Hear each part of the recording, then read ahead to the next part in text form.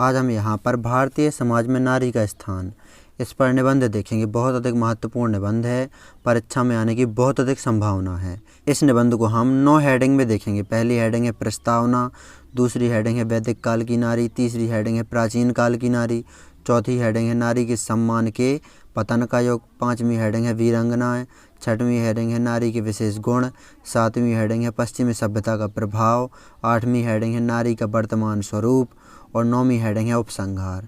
तो यहाँ पर ये इस प्रकार की आपको शायरी लिख देना है। जैसे ही निबंध शुरुआत करना है निबंध को लिखने की। तो यहाँ पर ये महादेव वर्मा ने कहा है, अपने इस सूनेपन की मैं हूँ रानी मतवाली, प्राणों के दीप जलाकर करती रहती दीवाली। भारतीय नारी के विषय में कहा है ये महादेव वर्मा ने। प्रस्तावना देखेंगे हम। पहली हेडिंग, जिस प्रकार तार के बिना वीणा और धुरी के बिना रथ का पहिया बेकार होता है, उसी तरह नारी के बिना मनुष्य का सामाजिक जीवन। इस सच्चाई को भारतीय ऋषियों ने बहुत पहले जान लिया था।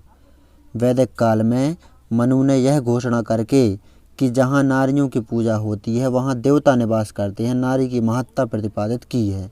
मनु ऋषि थे ये। दूसरी हेडिंग देखेंगे हम, वैदिक काल।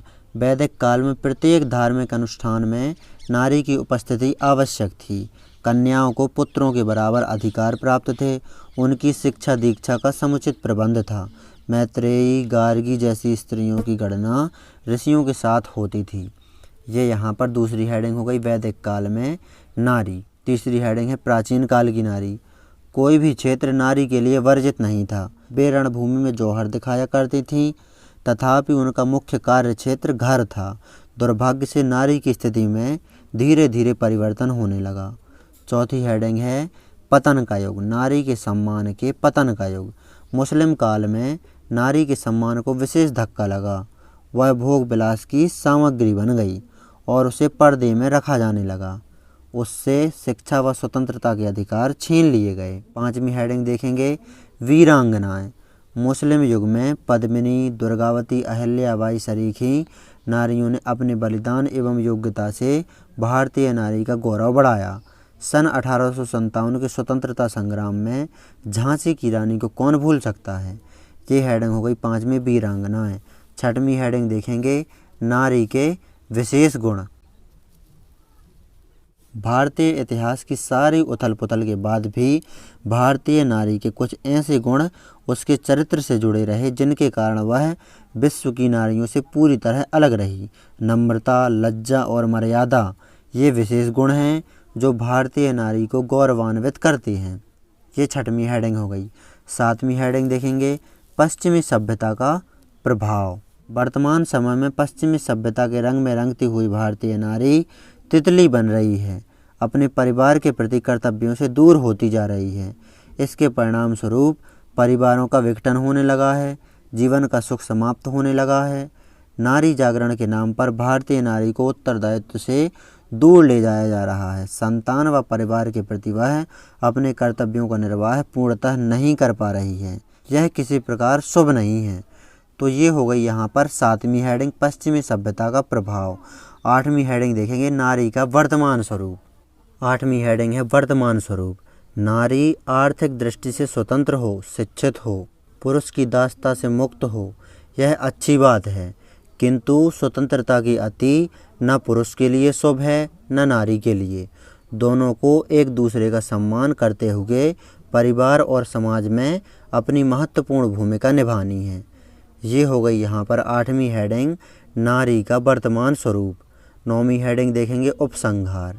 आज विश्व युद्धों से भयभीत है, सर्वत्र अशांति है। ऐसे विषम समय में नारी में उन गुणों के विकास की ज़रूरत है जो उसे परंपराओं से प्राप्त है। वह सभी का सुख चाहती है। वह संघर्ष नहीं, त्याग और ममता की देवी है। वह शक्ति भी है जो दानवों का विनाश करती है। वह नवनिर्माण की शक्ति है जो मनुष्य को देवत्व की ओर ले जाती है। भारतीय नारी ने अपनी महत्वपूर्ण भूमिका का निर्वाह प्रत्येक युग में किया है। वह अपने विशिष्ट गुणों के कारण आधुनिक युग में भी पुरुषों से कंधा मिलाए हर क्षेत्र में कार्य कर रही है। यह अवश्य हुआ है कि वह बाह्य क्षेत्रों में जितनी प्रगति कर रही है उतनी कुशलतापूर्वक अपने पारिवारिक दायित्वों में पिछड़ रही है। भारतीय नारी को प्रगति के अनेक सोपानों पर चढ़ने के लिए अभी भी अथक प्रयत्न करना है। तो ये है यहाँ पर भारतीय समाज में नारी का स्थान। इस पर महत्वपूर्ण निबंध परीक्षा में आने की बहुत अधिक संभावना है। इसे आपको अच्छी तरह से तैयार कर लेना है।